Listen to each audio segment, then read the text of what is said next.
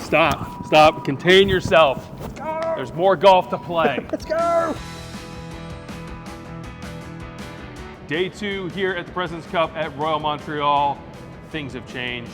This guy got a little excited as the internationals turned this thing on its head. 5-0 for the US is now 5-5, heading into a pivotal double session on Saturday. Ben, there's so much for us to unpack. We're going to get into our picks for the 4 balls in the morning, as well as our contest with Team PME, where we're just a little bit behind, but that's okay. It's early, right? It's early. There's a lot of golf left.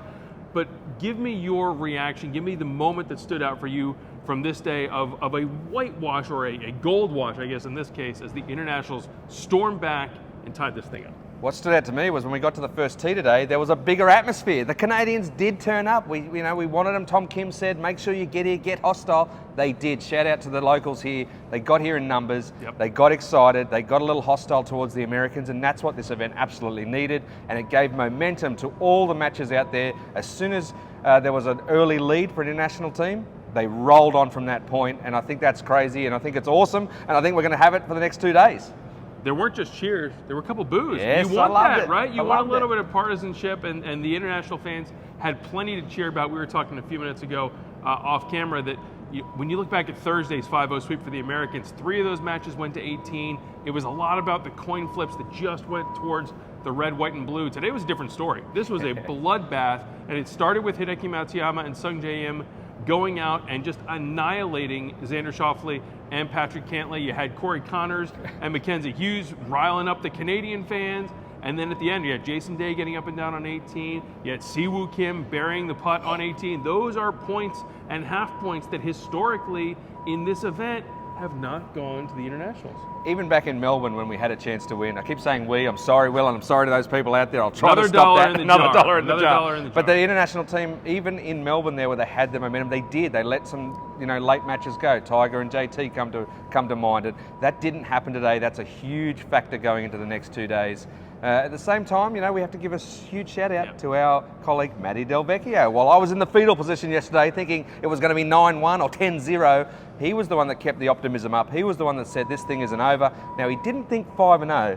He thought maybe 3-2. I'm very happy that it was 5-0 though, and I think that now it opens up a lot of markets over the weekend.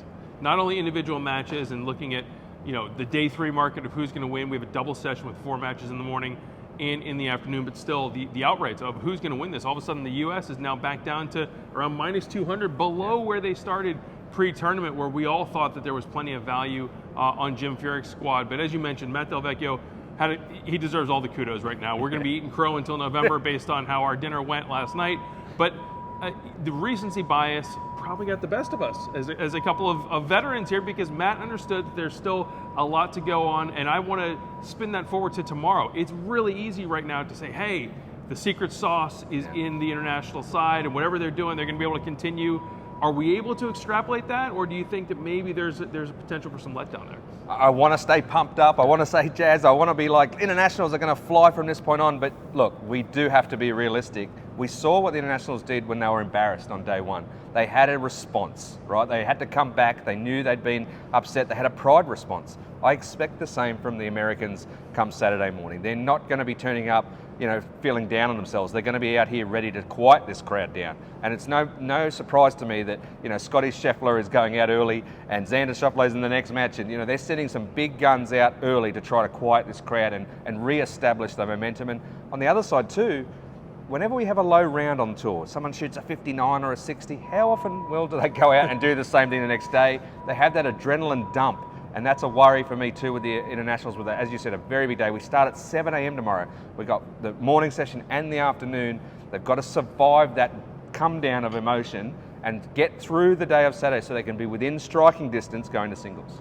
We're here in the interview room, and it was fascinating. About an hour ago, we had a chance to talk to both captains as they went through. They're playing Battleship, and they're picking which duo is going to face the other in Saturday's matches. But both Mike Weir and Jim Furyk seem to indicate, hey, we had a scripting, we had an idea of how we were going to go about Thursday and Friday, and now going into Saturday, the gloves are off and things are up to change, and maybe we're looking at form a little bit more importantly. And I think, going back to your point, Ben, Jim Furyk is leading with strength. You got Scotty and Colin in that first match. You got Xander in the second match. Those are potentially the three best players, depending on how you look at it, from the American side. He's putting them out early. He wants to stunt this momentum.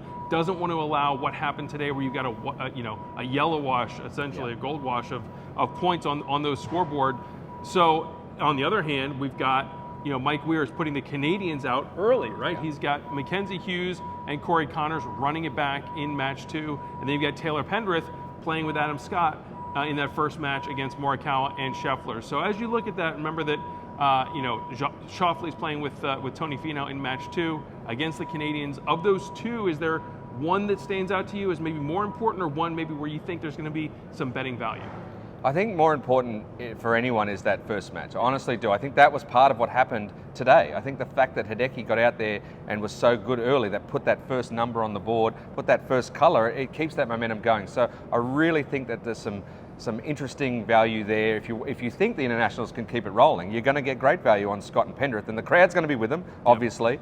But it's up to Scotty Scheffler to sit there and say, hey, do you remember me? You remember me? I'm that guy who won 7,000 times this year and is world number 1. And he was a little fiery on the first day as well. Yeah. You know he's going to be fired up.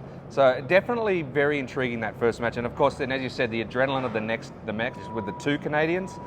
Can they keep up what they did today? I mean, we had Corey Connors dropping bombs from miles away. Can he really keep doing that? I hope so, but I have my doubts. I'm not ready to live in a world where Corey Connors is walking in 40-foot putts. That's kind of where we were for this 3-hour fever dream for Mike Weir and the internationals. It was interesting to see. I was walking with that last match for about the last 6 or 7 holes, where you had Siwoo Kim and Ben on. They made that statement victory on the 18th green over Scheffler and Russell Henley, and it's fascinating to see that the Americans really didn't play that bad. It was that the internationals didn't let them off the mat. Every hole from 13 to 17, they were putting from inside 15 feet. And it's foursomes, right? And when we talked about earlier, Sung Jae Im and Hideki Matsuyama, they were like 8 under in foursomes. You had 7 straight birdies to end the match. That is unheard of. And so now, as we pivot back to 4 balls for Saturday morning, you mentioned that Scheffler in the A position, essentially, with this first match, he could go out and shoot a 65 on his own ball, right? It's not like Scotty Scheffler is having a rough time here at Royal Montreal, and so that's definitely a factor as you look into that handicap. Scheffler is going to be, any Scheffler plus any American is going to be a favorite in a team match, and so that's what we're going to see again tomorrow morning, and we'll see how it plays out. But you're right, the momentum of those first 2 matches could be critical as we head into what's going to be a very long day. Very, very long day, and we need that.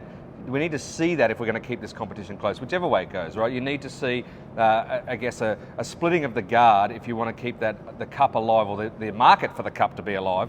Then we need to have that sort of early morning, or then potentially in the afternoon. Guys are going to get tired. We've got foursomes in the afternoon after they get tired. There's probably going to be a few less birdies than we saw today by tomorrow afternoon. But again, who can survive that? Who can create the shots like you mentioned it earlier?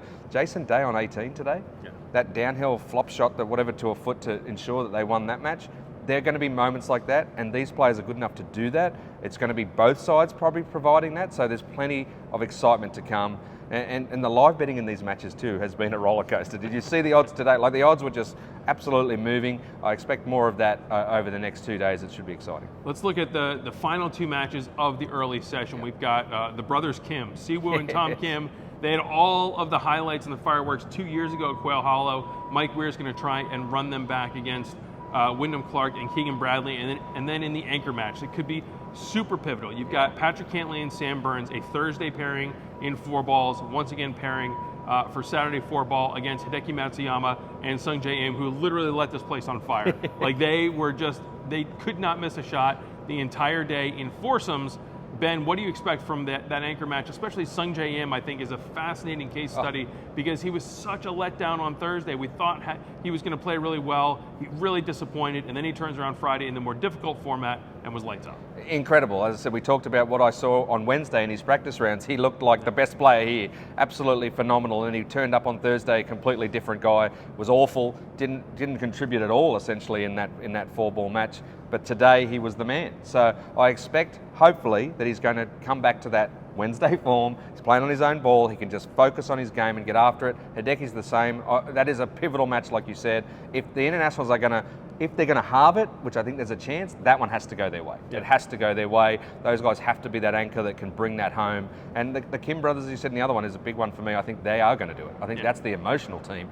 And I don't know if the people can hear. We've got some trucks in the background here reversing. I think that's Keegan Bradley and Wyndham Clark are going to reverse out of this thing. I don't think there are any hope tomorrow, and that's the one I'm very confident about, the Kim brothers. Any hope? Wyndham Clark was one of the best players statistically Thursday in 4-ball, playing with Keegan Bradley. Why do you think he's now just gonna be off the form? I just feel like having sat, and not really keeping the momentum and whatever else. I think, he might have a chip on his shoulder, but I can't see him doing it 2 in a row. Him and Keegan are hot and cold. Yeah. Right. So I feel like they had their heat, and there's a cold coming. Honestly. And I watched Keegan walk around today. He was a little bit reserved. He had a few fist pumps at certain moments in his role as support staff and future captain. I don't know. I really think that the Kims are going to feed off the crowd. That they are the exact type of guys that can. I mean, look at what happened. If you haven't seen it, do yourself a favour and look at Siwoo Kim's final putt. Nails it and then gives it one of these, like, come on, boys, come to me. I'm the man. You know what I mean? Like, that was some sensational stuff, and that's exactly what this competition needs. Tom Kim might levitate to the first tee with how jacked up he's going to be. He was the full-time cheerleader on Friday and did a great job of it. He actually sat in the press conference despite not hitting a shot. That's how important he was to the international team in kind of getting those crowds going. And he called the shot, right? Yeah. He came in here after Thursday and said the crowds weren't loud enough, they weren't partisan enough, and he was back here 24 hours later and was like, they're unbelievable, because it was definitely a change 180 degrees. Can I ask you, is there a problem with any of the guys that are sitting tomorrow? We've got 4 sitting in the morning. Do you see an issue with them? What is it? Ben Ahn, Christian Bezuidenhout, Jason Day and Minwoo Lee again sitting on the international side, while Harmon, Henley, Homer and Thigala are sitting. Can you see a case that they might feel like they're hard done by? I mean, Jim Furyk mentioned that it was hard for him to sit Russell Henley after playing both sessions really well. I mean, it helps when you're playing with Scotty Scheffler. I feel like I might have a shot at least breaking 80 if I've got Scheffler sitting next to me.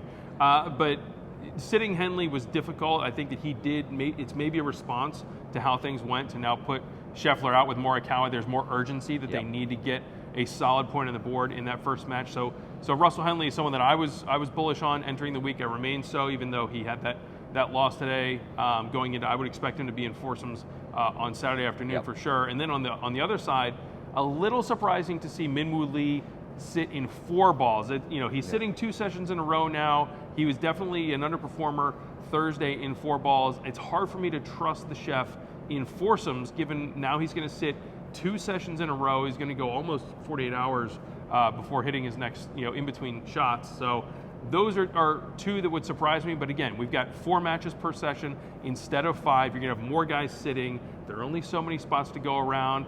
And you feel like, from Mike Weir's perspective, you have to play all 3 Canadians. You have to play Sung Jae and Hideki Matsuyama. And now there's only 3 more spots for the rest of the team. Yeah, like Jason Day might count himself a little unlucky given that he's been playing very well. But I can tell you who isn't. Seabez, sorry mate. We might not see Christian Bezuidenhout until Sunday. He struggled coming home today. Chance for them to nail that match well before Seabez put one in the water on 17 and then put Jason in a ridiculous spot on 18 when all he had to do was hit the green anywhere. So I think that might be the end of him until Sunday.